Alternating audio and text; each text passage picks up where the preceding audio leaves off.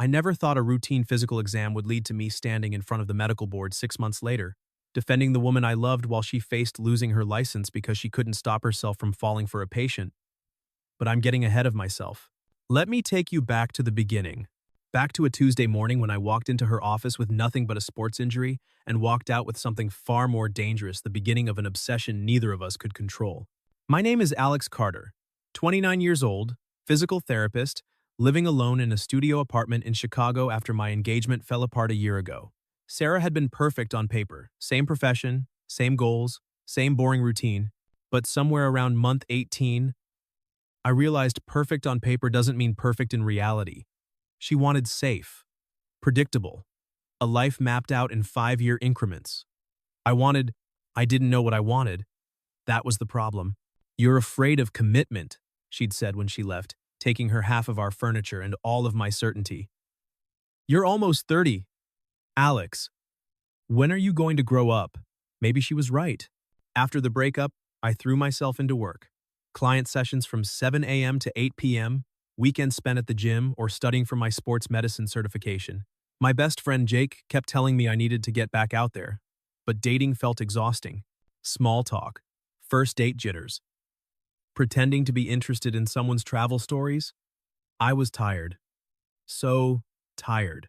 Then I hurt my shoulder playing basketball, a stupid injury, rotator cuff strain from trying to impress some college kids at the rec center, ego injury more than anything. But it wouldn't heal. 3 weeks of ice and rest did nothing. Jake, who worked at the hospital, recommended his colleague. Dr. Mitchell is the best sports medicine doctor in the city. She'll fix you right up. I made the appointment for a Tuesday morning. The clinic was in a nice building downtown, all glass and steel, and the smell of money.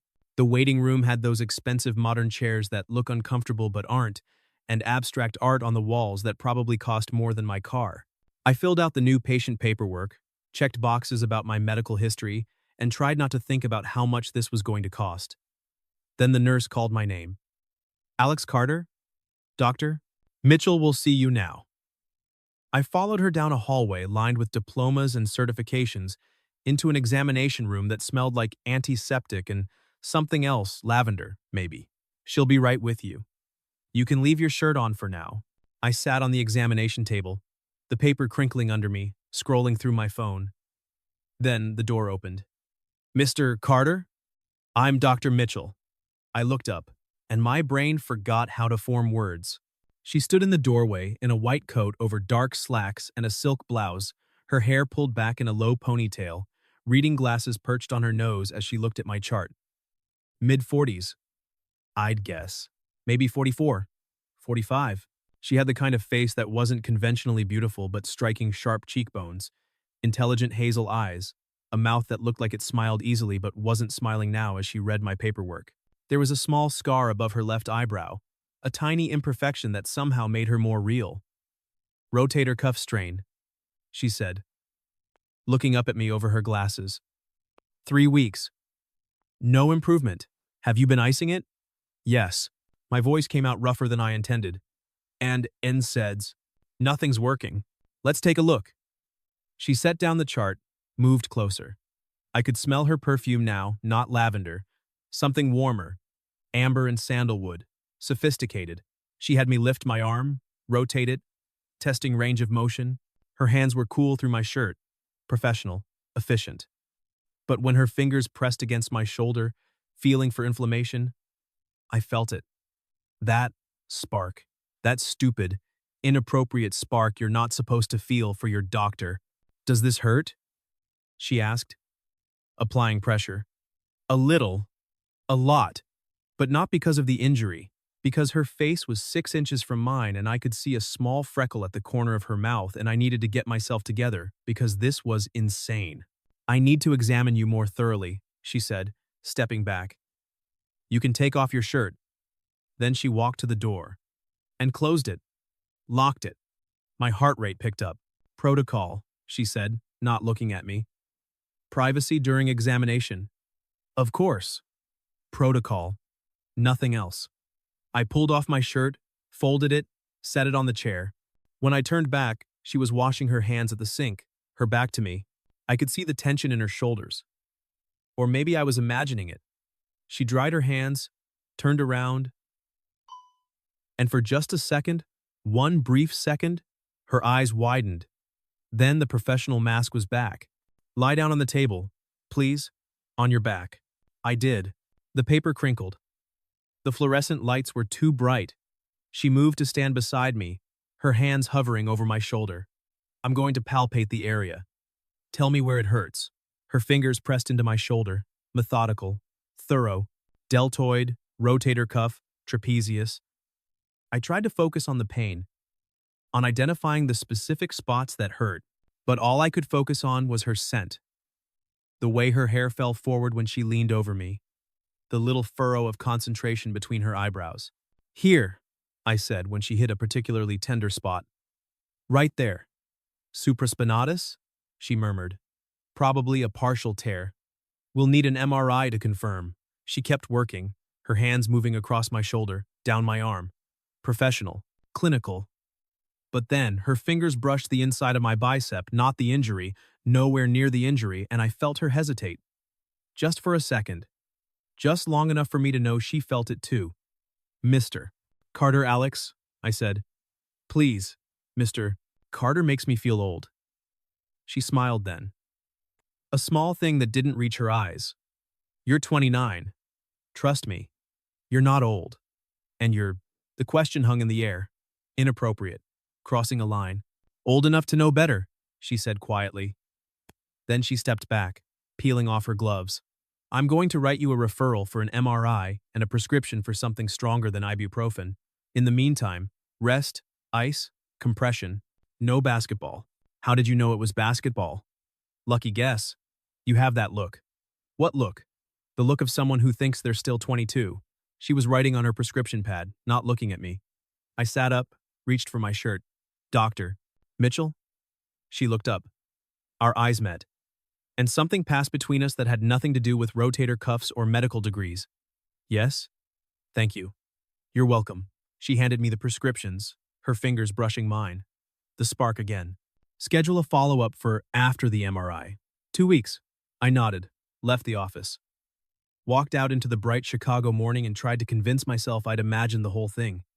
The tension, the moment when her fingers lingered, the way she'd locked the door. I failed. The MRI confirmed a partial tear. Not bad enough for surgery, but bad enough that I needed physical therapy. The irony wasn't lost on me. I was a physical therapist who needed physical therapy.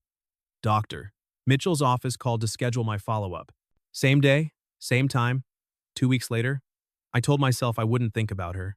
Told myself it was just a doctor's appointment. Told myself the reason I was nervous had nothing to do with seeing her again and everything to do with the diagnosis. I was a terrible liar. When I walked into her office the second time, she was standing by the window, looking out at the city. She turned when I entered, and for just a moment, before the professional mask slid into place, I saw something in her eyes. Relief? No. Something else. Something that made my pulse jump. Alex? She said. Not Mr. Carter. Dr. Mitchell. We can skip the examination table today. Sit. She gestured to the chair across from her desk. I sat. She sat. We looked at each other across the expanse of her desk, with its neat stacks of files and framed diplomas on the wall behind her. The MRI confirms a partial tear of the supraspinatus tendon. You'll need physical therapy, 6 to 8 weeks. I can recommend someone. I am someone, I said. I'm a physical therapist. She blinked. You're, of course. It's in your file. I should have remembered. You see a lot of patients. I do, but she looked uncomfortable. Like she should have remembered. Like it mattered that she didn't. I can't treat myself, though. Conflict of interest. I'll need a colleague. I can still make recommendations. I'd appreciate that. Silence. The kind that's too heavy, too loaded. She should have been writing down names, making phone calls. Instead, she was just looking at me. Alex? Yes? I need to ask you something, and I need you to be honest with me. My heart was pounding. Okay. The other week, during the examination, did you feel? She stopped herself, shook her head. Never mind. That was inappropriate. Did I feel what? Nothing. Forget I said anything. But I couldn't, because I knew what she was going to ask. because I felt it too. Dr. Mitchell, Rebecca. The name hung between us. An offering. A risk. Rebecca, I said, testing it. It fit her. I felt it. Whatever it was. I felt it too. She closed her eyes. We can't. I know. You're my patient. There are rules. Ethics. I could lose my license. I know. And I'm too old for this. For you. I'm 44 years old, Alex. I have a teenage daughter. I'm not asking you to. But I wanted to. God, I wanted to. She opened her eyes. Then what are you asking? I don't know. Maybe just acknowledgement that I'm not crazy, that this isn't just in my head. You're not crazy. Her voice was barely a whisper. But that doesn't mean we can act on it. I know. I need you to find another doctor. I can recommend several excellent. Okay. The word surprised both of us. She blinked. Okay? Yes. I'll transfer my care. You're right. It's too complicated. You have too much to lose. Relief and disappointment warred on her face. Thank you for understanding. But Rebecca? Yes? When I'm no longer your patient, when enough time has passed. Can I call you then? She looked at me for a long moment. I don't know if that's a good idea. That's not a no. I left her office with a referral to Dr. Stevens and a prescription I didn't need and the tiniest spark of hope. 3 weeks went by. I started physical therapy with a colleague, threw myself into work, tried not to think about her. Then Jake invited me to a fundraising gala for the hospital. It's boring as hell, he said, but the open bar makes it tolerable. Plus, you need to get out. I almost said no. Almost, but something made me say, yes. Maybe fate. Maybe stupidity. The gala was at a hotel downtown, the ballroom filled with doctors and donors in evening wear. I nursed a scotch and made small talk with Jake's colleagues, counting the minutes until I could leave. Then I saw her. Rebecca stood across the room in a navy dress that made her look like she'd stepped out of a 1,940 seconds film. Her hair swept up, talking to a group of people, and next to her, his hand possessively on her lower back, stood a man in an expensive suit, tall, silver-haired, confident. Her ex-husband, I realized with a sinking feeling. They looked like they belonged together, like a matched set, like I was an idiot for thinking a 29-year-old physical therapist had any business wanting her. I should have left, should have walked out before she saw me. But then our eyes met across the crowded room. She went completely still, her champagne glass frozen halfway to her lips. I couldn't look away, couldn't breathe. The noise of the gala faded to white noise. Her ex-husband said something to her. She didn't respond, didn't look away from me.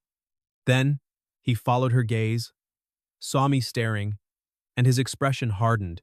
He leaned down, whispered something in her ear. She shook her head slightly. He took her elbow, tried to steer her away. She pulled free and started walking toward me. My heart was pounding so hard I thought everyone could hear it. She wove through the crowd, her eyes never leaving mine, until she was standing in front of me. Alex. Dr. Mitchell. The formality felt like glass in my mouth. I didn't know you'd be here. Friend of mine dragged me. I was about to leave. Please don't. The words slipped out before I could stop them. Not on my account. Rebecca. Her ex-husband materialized beside her, his voice smooth but with an edge. Aren't you going to introduce me? She stiffened. Richard, this is Alex Carter. Alex? This is Dr. Richard Mitchell, my ex-husband. Ah, Richard extended his hand, his grip crushing. The physical therapist. Rebecca mentioned you. Did she? I looked at her. She wouldn't meet my eyes. In passing, when she was referring a patient, the lie was smooth, practiced. Of course, Richard's smile didn't reach his eyes. Rebecca, the Hendersons are asking for you. We should. I need some air, she said abruptly. Excuse me. She walked away, fast, toward the terrace doors. Richard watched her go, then turned to me. A word of advice, Mr. Carter? My ex-wife is going through a difficult time. Midlife crisis, the therapist calls it. She's vulnerable right now, susceptible to making poor decisions. It would be unfortunate if someone took advantage of that vulnerability. The threat was clear. I kept my voice level.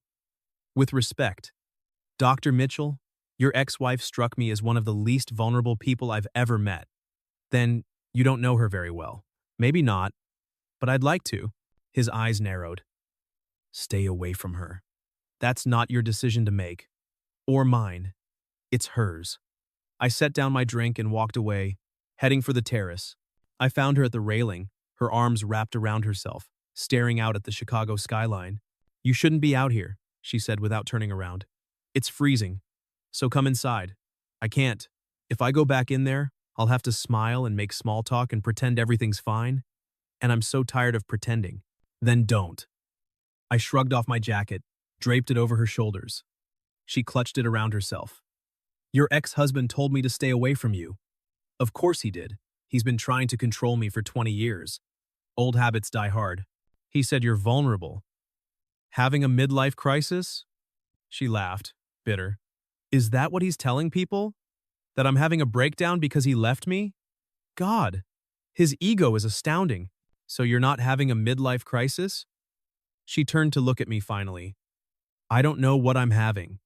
All I know is that for the first time in my adult life, I'm making decisions for myself, and it terrifies me. What kind of decisions? The kind that could ruin my career, destroy my relationship with my daughter, make me a cautionary tale. She stepped closer, the kind that involve a man 15 years younger than me who I can't stop thinking about even though I should. My breath caught. Rebecca, it's been 3 weeks since I last saw you. 3 weeks since you walked out of my office. And I've thought about you every single day. Every single hour. I've told myself I'm being ridiculous, that it was just attraction, that it would fade. But it hasn't. If anything, it's gotten worse. That's not a bad thing, isn't it? I'm 44 years old, Alex. I should know better. I should be able to control this. But every time I close my eyes, I see you. Every time my phone rings, I hope it's you. And I hate it. I hate feeling this out of control. So, what do we do? I don't know. The ethical thing would be to never see each other again. Wait until you're so far removed from being my patient that there's no question of impropriety. Maybe a year? Maybe longer. That's a long time. I know. I don't want to wait that long. Neither do I. She closed her eyes. But I don't see another option. My ex is already looking for ammunition in our custody dispute. If he found out about you, about us, he'd use it. He'd claim I'm unfit, unstable. And the medical board would investigate? I know. You told me. And you still want this? Knowing what it could cost? I reached out, tucked a strand of hair behind her ear. She shivered at the touch. Yes. Why? Because I've been going through the motions for a year. Working, eating, sleeping, repeat, feeling nothing. And then I met you, and suddenly I felt everything. And I'm not ready to give that up. Not for your ex-husband. Not for the medical board. Not for anyone. She opened her eyes, and they were shining with tears. You're so young. You keep saying that like it's a criticism. It's not. It's envy. You still believe love is worth the risk. I used to believe that, before 20 years of marriage taught me otherwise. Then let me remind you. I cupped her face in my hands. Let me show you it's still worth it. Alex, tell me to stop. Tell me you don't want this and I'll walk away right now. I'll never contact you again. She looked at me for a long moment. Then she said, I can't tell you that. Why not? Because it would be a lie. And then she kissed me, right there on the terrace of a hotel full of her colleagues, with her ex-husband inside and 100 ways this could go wrong. She kissed me. And I kissed her back like my life depended on it. When we broke apart, we were both shaking. We can't do this here, she whispered. I know. If anyone saw, I know. But I don't want to stop. Then don't. We'll be careful. Discreet. We'll wait until enough time has passed that no one can question it. But in the meantime, we see each other in secret. Yes. She pulled back, looked up at me. Do you have any idea how insane this is? Completely. Do you care? She smiled, real and genuine for the first time that night. Not even a little bit. That was 4 months ago. 4 months of secret meetings in coffee shops across the city, always different locations, never anywhere we might be recognized. 4 months of late-night phone calls that lasted until dawn, talking about everything and nothing. 4 months of stolen moments in parking garages and quiet parks where we could hold hands without witnesses. 4 months of falling in love while hiding in shadows. We were so careful. Paranoid even. Different restaurants every time. Never the same coffee shop twice. I parked 3 blocks away when I visited her apartment. She came to mine only after dark. We didn't text anything incriminating, just times and places, coded language that looked innocent. No social media, no photos, no digital trail. She'd officially transferred my file to Dr. Stevens months ago.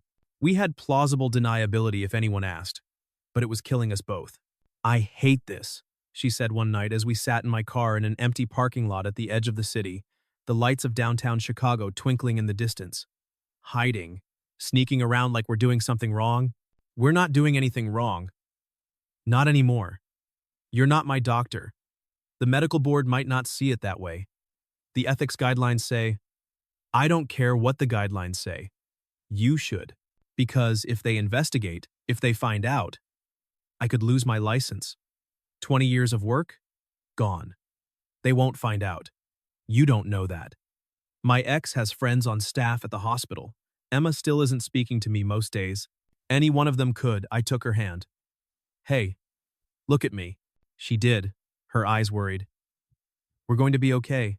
2 more months and it'll have been 6 months since I was your patient. That's long enough that even the strictest interpretation of the ethics code can't fault you. 2 more months and we can stop hiding.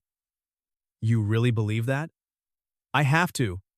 Because the alternative is giving this up. And I'm not willing to do that. Are you? She squeezed my hand. No. God help me. No. We sat there in comfortable silence for a while, her head on my shoulder, our fingers intertwined. Tell me something, she said. Anything. Do you ever regret it? Meeting me? Getting involved in this mess? Not for a second. Do you? I regret the hiding, the fear, the constant looking over my shoulder. But you? Us? Never. She tilted her head up to kiss me, soft and sweet. I love you, Alex Carter. I love you too, Rebecca Mitchell. We'd been saying it for a month now, but it never got old. Never stopped making my heart race. This brilliant, accomplished, beautiful woman loved me. Sometimes I still couldn't believe it, but then everything fell apart. Emma found out about us. One of her friends had seen us at a coffee shop 6 weeks ago, had taken a photo, waiting for the perfect moment of teenage drama to deploy it. That moment came on a Tuesday when Emma and the friend had a fight over something trivial. The friend, vengeful, sent the photo to Emma with a caption, "Thought you should know what your mom's been doing." The photo showed us at a table, leaning close, my hand covering hers, innocent enough on its surface. But the body language told the real story. The way we were looking at each other, the intimacy and the lean. Anyone who saw it would know this was more than a friendly coffee. Emma called her father. Richard, who'd been waiting for ammunition in their custody dispute, called his lawyer. And his lawyer, knowing the rules of engagement, filed an anonymous complaint with the medical board alleging that Dr. Rebecca Mitchell had engaged in an inappropriate relationship with a former patient. Rebecca got the call on a Thursday afternoon. She called me from her car, her voice shaking so badly I could barely understand her. They know. The medical board. There's been a complaint.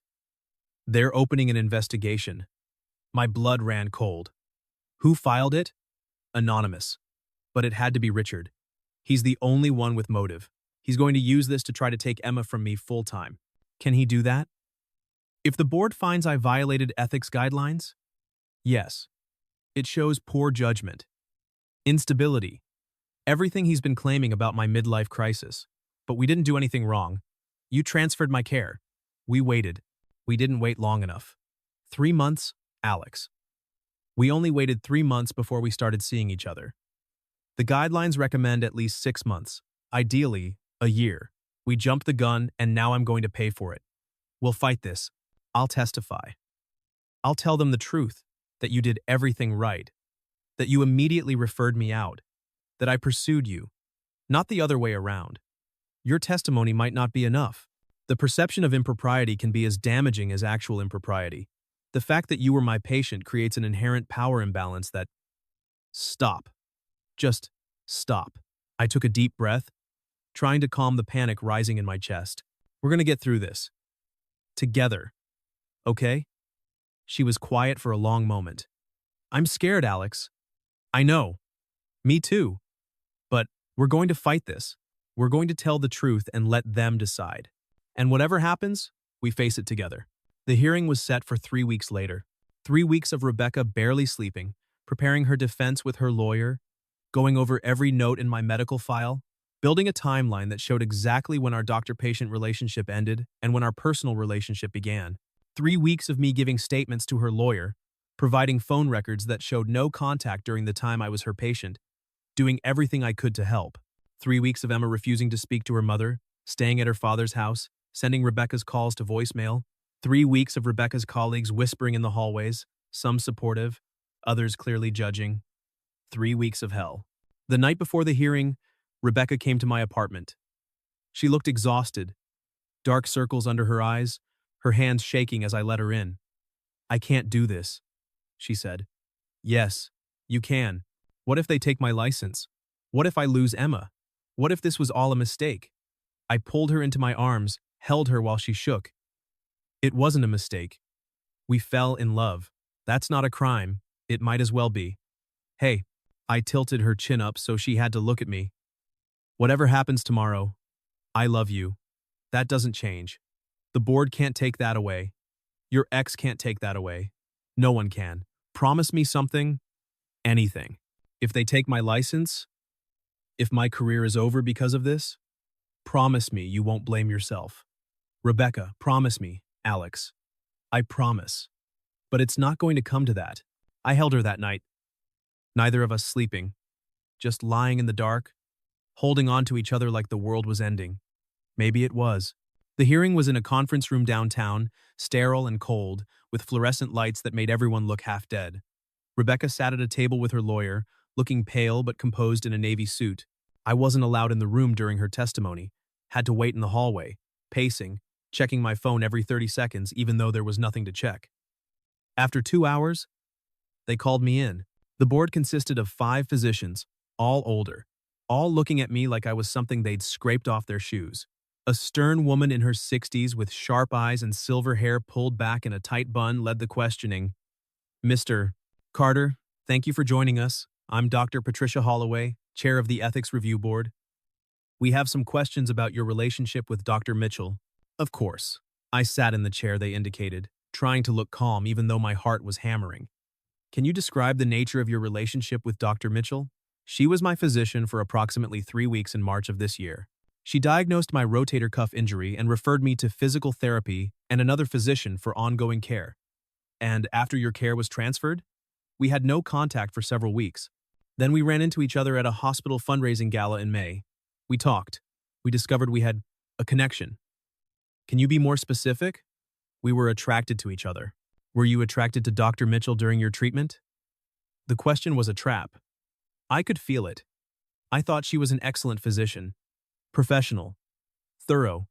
Compassionate. That's not what I asked, Mr. Carter. I took a breath. I found her attractive. Yes.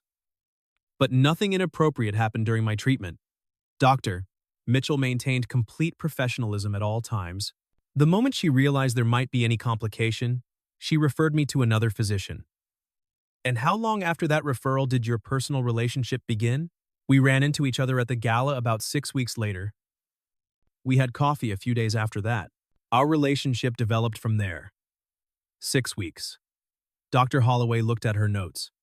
Our guidelines recommend a minimum of 6 months before a former patient and physician can engage in a personal relationship. You fell short of that by 4.5 months? I'm aware of that now. At the time, I wasn't aware there was a specific timeline, but Dr. Mitchell was aware. She's a licensed physician. She knows the ethics guidelines. She told me about them. She told me we should wait. I pushed for us to see each other anyway. You pushed? Another board member spoke up, a man in his 50s with glasses and a skeptical expression. Dr. Mitchell is a grown woman, Mr. Carter. Are you saying she had no agency in this decision? No. I'm saying I pursued her. I was the one who suggested coffee.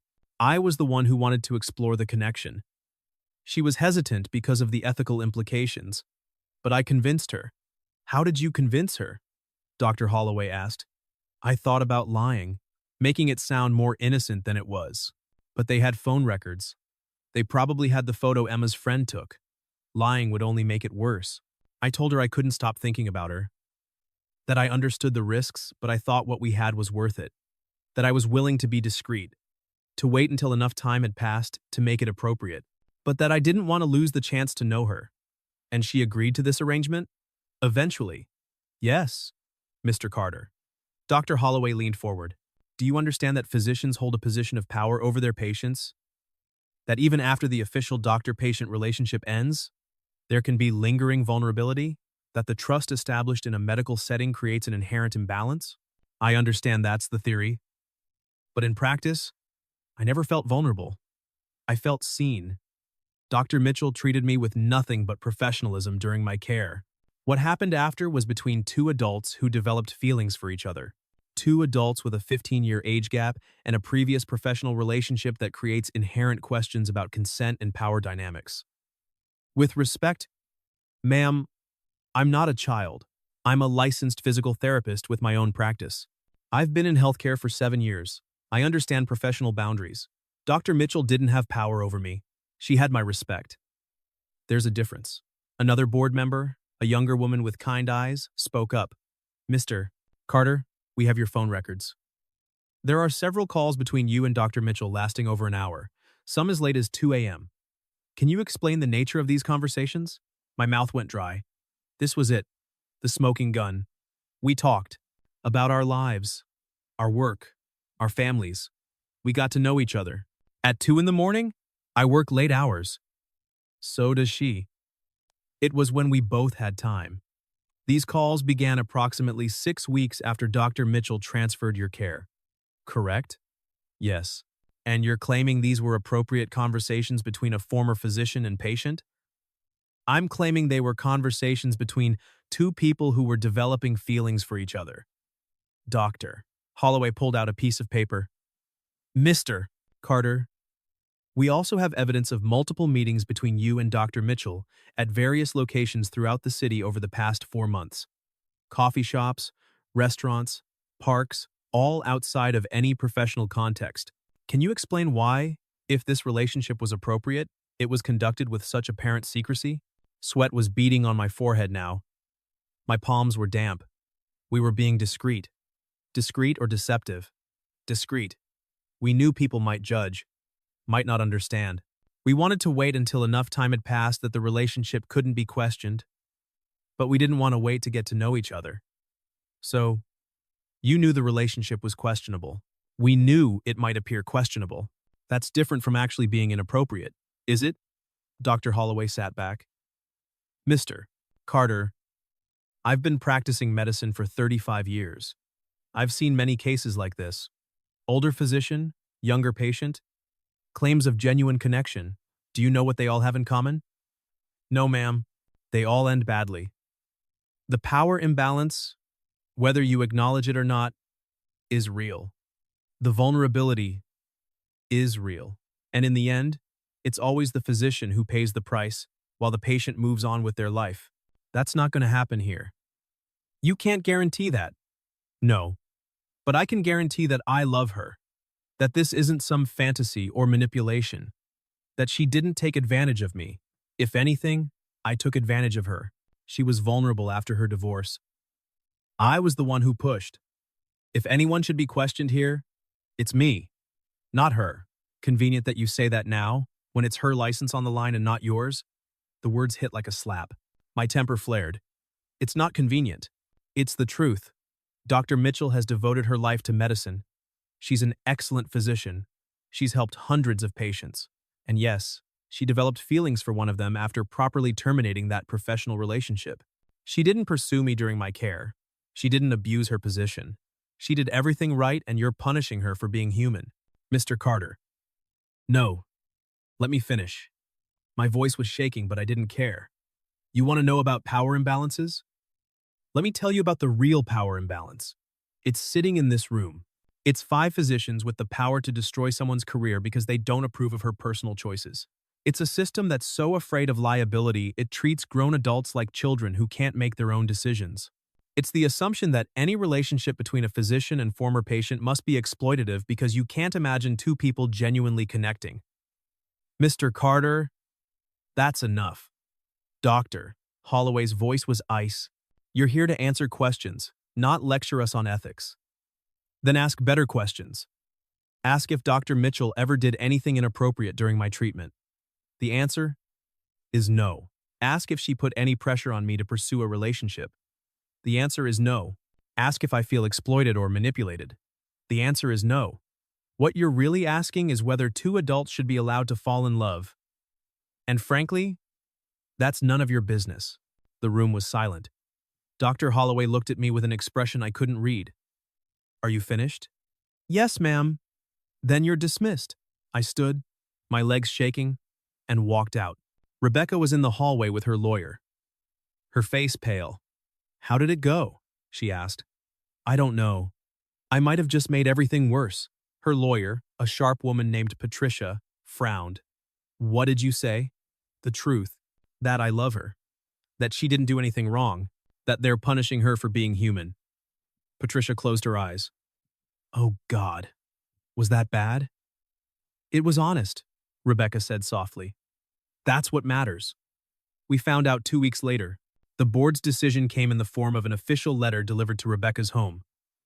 She called me, her voice hollow. They decided. And? Reprimand. I have to complete additional ethics training, and I'm on probation for a year. But you kept your license? Yes. That's good.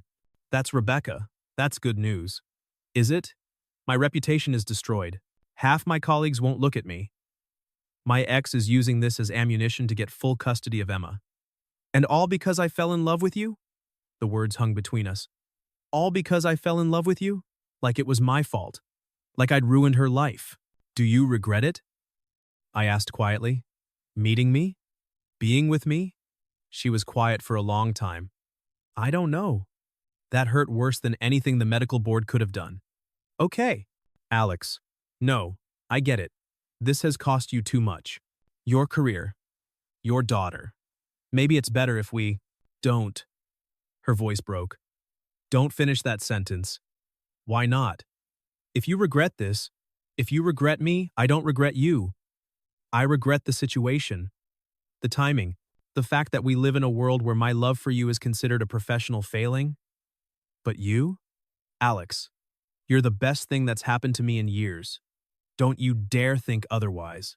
I sagged against the wall in relief. Then we get through this. Together. Together, she agreed. Even if it's hard. Especially because it's hard. 2 months have passed since the hearing. 2 months of slow rebuilding. Rebecca's reputation took a hit. That's true. Some colleagues stopped speaking to her. Stopped referring patients. But others rallied around her. Said the board overreached. That what she did in her personal life was her business. Her practice didn't suffer as much as she feared. Emma took longer. She was angry, hurt, confused, felt betrayed that her mother had kept this secret. But last week, she agreed to meet me. We had lunch stilted, awkward, full of long silences and careful conversation. My dad says you're using her, Emma said, pushing her salad around her plate. That you're having some kind of crisis and she's caught up in it. Your dad doesn't know me, or what your mom and I have. So what do you have? I thought about how to answer. Decided on honesty. I have someone who challenges me to be better. Who makes me think about the future, instead of just surviving the present. Who's lived enough to know what matters and what doesn't. Your mom is brilliant and funny and kind and she deserves to be happy. I hope I can be part of that happiness. But even if I can't, even if you never approve of me, I need you to know I'm not using her. I love her. Emma looked at me for a long time. She does seem happy. Happier than I've seen her in years.